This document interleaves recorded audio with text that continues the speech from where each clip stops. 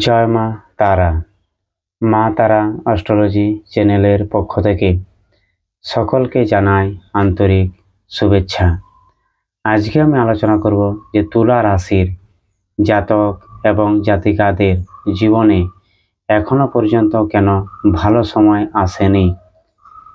হয়তো অনেক বড় বড় ইউটিউব চ্যানেলে বলছে যে 29শে মার্চের পর তুলা রাশির জাতক এবং জাতিকাদের জীবনে বড় রকম পরিবর্তন আসতে চলেছে। তা সত্ত্বেও কেন আসছে না, এর পেছনে কি কারণ রয়েছে, সে নিয়ে আজকের আলোচনা। আপনারা দেখতে থাকুন মা তারা অ্যাস্ট্রোলজি চ্যানেল। এখানে আমি তন্ত্র, মন্ত্র, জ্যোতিষ, পুজো পাঠ, বিবাহিত জীবনে সমস্যা, কোর্ট কেস, মামলা মোকদ্দমা, ভূত প্রেত, দানা দক্ষিণা, ঝাড়ফুঁক, এই সকল কাজ করে থাকি। চাইলে আপনারা আমার সাথে সরাসরি যে স্ক্রিনে দেওয়া ফোন নাম্বার আছে চাইলে যোগাযোগ করতে পারেন, এবং প্রতিদিন রাত 8টার পর আমি লাইভে আসি। সেখানেও আপনাদের যদি কোনো সমস্যা থাকে আমাকে ওইখানে আপনারা প্রশ্ন করতে পারেন, আমি অবশ্যই উত্তর দিয়ে থাকি। জয় মা তারা। তুলা রাশি হলো রাশিচক্রের 7ম রাশি এবং এই তুলা রাশির অধিপতি গ্রহ হলো শুক্রদেব। হয়তো অনেক ইউটিউব চ্যানেলে বলে যে তুলা রাশির জাতক এবং জাতিকাদের শনি মহারাজ নাকি কোনো ক্ষতি করে না, শনি নাকি তুলা রাশিতে উচ্চস্থ। সেটা কিন্তু মোটেও সত্য কথা নয়, কারণ তুলা রাশি জাতক জাতিকাদের শুক্র শনির কিন্তু বন্ধু, সেটা বন্ধুত্বপূর্ণ একটা সম্পর্ক রয়েছে, ঠিক মানছি। কিন্তু শনি সবচেয়ে যে কোনো মানুষকে কিন্তু দেখে না, মানুষ হিসাবে কোনো কিছু ফল কিন্তু দেয় না, মানুষের কর্ম অনুযায়ী কিন্তু মানুষকে শনি ফল দেয়। এটাই কিন্তু বড় কথা। তাই তুলা রাশি হোক, মকর রাশি হোক, কুম্ভ রাশি হোক, শনি কাউকে কিন্তু ছাড়ে না। তোমার যেমন কর্ম তুমি সেরকম কিন্তু ফল পাবে, এটাই শনি বোঝাতে চায়। তাই তুলা রাশির জাতক এবং জাতিকাদের জীবনে যে সমস্যা চলে আসছে 2010 সাল থেকে, 2010 সাল থেকে যখন শনি সাড়ে তুলা রাশির জীবনে শুরু হয়, তখন কিন্তু তুলা রাশি জাতক এবং জাতিকাদের জীবন পুরো 180 ডিগ্রি ঘুরে গেছে। হয়তো 2025 সাল অনেক কিছু আশা ছিল, তুলা রাশির জাতক এবং জাতিকারা আশা নিয়েছিল যে 29শে মার্চের পর শনি যখন রাশি পরিবর্তন করছে, আমাদের জীবন হয়তো কোনো রকম বড় রকম পরিবর্তন হতেই চলেছে। কিন্তু সেরকম কোনো বড় রকম পরিবর্তন হয়নি, ঘুরে উল্টে কিন্তু সমস্যা দিন দিন বাড়ছে।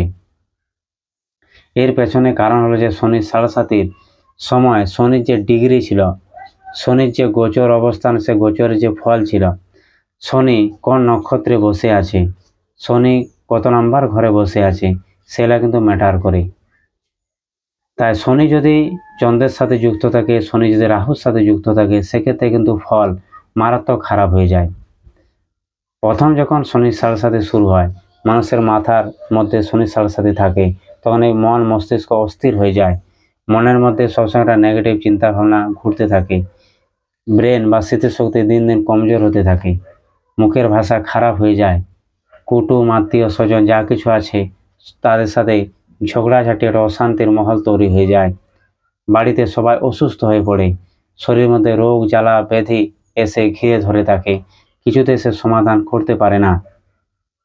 কর্মক্ষেত্রে যদি যায়, কর্মক্ষেত্রে তার সমস্যা লেগে থাকে, হয়তো কর্মে গেল, তাকে কর্ম থেকে বিচ্যুত হতে হবে, নাহলে কর্মের সাইডে তার সাথে রাজনীতি হয়ে যাবে, খরচা বৃদ্ধি পাবে, আয় কমে যাবে। যদি স্ত্রী হয় তাহলে সেখানে তার মন শরীর মাথা সবসময় ভারী হয়ে চাপ হয়ে ধরে থাকবে, কাঁদতে মন যাবে, সে শ্বশুর বাড়ি কিছুতে করতে যাইবে না, শরীরের মধ্যে ব্লাড প্রেশার লো হয়ে যাবে, তন্ত্র মন্ত্রের শিকার হয়ে যাবে, বাড়িতে থাকতে মন যাবে না, একা একা থাকতে মন যাবে, 24 ঘন্টার মধ্যে একবার হলো আত্মহত্যা করার বিচার মনের মধ্যে অবশ্যই কিন্তু আসবে। এই সময় যে ছটি যে রিপু আছে, কাম ক্রোধ, ছটি রিপুর মধ্যে যে কাম ক্রোধ আছে, সে কাম ক্রোধ আউট অফ কন্ট্রোলে চলে যাবে, সবসময় সেক্সের বিচার মনের মধ্যে আসবে, খারাপ খারাপ চিন্তা, খারাপ খারাপ দৃষ্টিভাব মনের মধ্যে এটা সবসময় জাগ্রত অবস্থায় থাকবে, ধনে মনে প্রাণে সবসময় শেষ করার চেষ্টা করবে। যদি বড় ব্যবসা বাণিজ্য চলছিল, সে ব্যবসা বাণিজ্য হঠাৎ বন্ধ হয়ে যাবে, কোর্ট কেস মামলা মোকদ্দমা হয়ে যাবে, সমাজের কাছে যদি তার মান সম্মান ছিল, সে মান সম্মান ধূলিসাৎ হয়ে যাবে। এইরকম সমস্যা কিন্তু শনির সাড়ে সাথে যখন চলছিল, সেটা কিন্তু প্রত্যেকটি তুলা রাশি জাতক এবং জাতিকাদের জীবনে কিন্তু ঘটেছে। তাই তুলা রাশি জাতক এবং জাতিকারা ভালোভাবেই বোঝে যে মৃত্যুতুল্য কষ্ট কাকে বলে। এর পেছনে অবশ্যই যদি আমরা প্রতিকার করে থাকি, কোনো প্রতিকার কিন্তু শনি সাড়ে সাতির সময় কাজ হয় না। হয়তো তুলা রাশি জাতক এবং জাতিকারা বহু প্রতিকার করেছে, কনকতন্ত্র করেছে, মন্ত্র করেছে, পুজো পাঠ করিয়েছে, আংটি ধারণ করিয়েছে, ঘরে হোম করিয়েছে, কিন্তু কোনো কাজ হয়নি। কারণ কি, শনির সাড়ে সাথে কোনো পরিবর্তন হতে দেয় না, কোনো কাজ হতে দেয় না। কারণ হলো যে পূর্ব জন্মে এখনো পর্যন্ত যতগুলো আমরা জন্মগ্রহণ করেছি, সেই জন্মের কিছু না কিছু ঋণ আমাদের থাকে। সেই ঋণ যতক্ষণ না আমরা শোধ করতে না পারছি, ততক্ষণ পর্যন্ত শনির সাড়ে সাথে থেকে আমাদের মুক্তি নেই।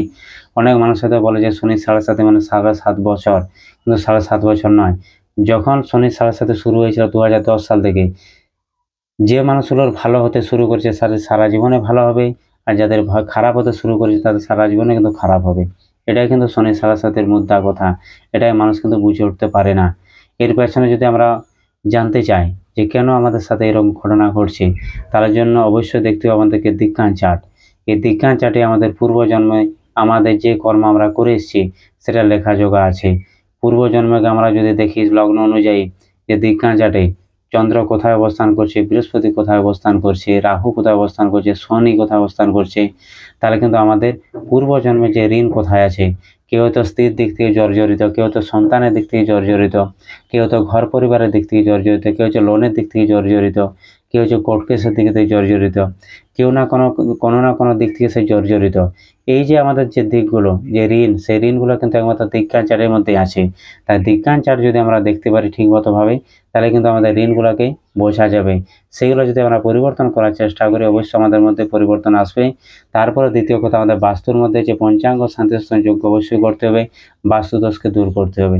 তারপর অবশ্যই কিন্তু তুলা রাশি জাতক বা জাতিকাদের জীবনে পরিবর্তন আসবেই আসবে। এই বলে এখানে ভিডিও শেষ করছি। জয় মা তারা।